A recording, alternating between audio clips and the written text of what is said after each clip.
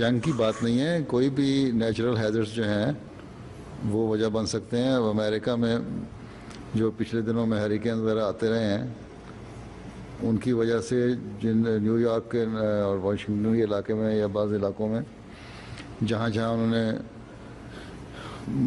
Stock رکھا ہوا تھا ان کو مشکل پیش نہیں آئی.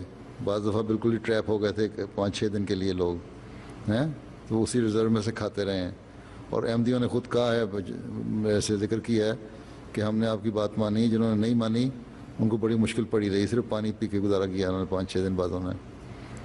تو ہم نے کہ ٹن فوڈ وغیرہ رکھی تھی، ہمارے لیے محفوظ رہا. تو اس لیے کسی بھی قسم کا ہو سکتا ہے، ضروری نہیں کہ تھرڈ ورلڈ وار ہی آئے. کوئی نیچرل ہیزرڈ ہوتا ہے جو دنیا کی حالت ہے.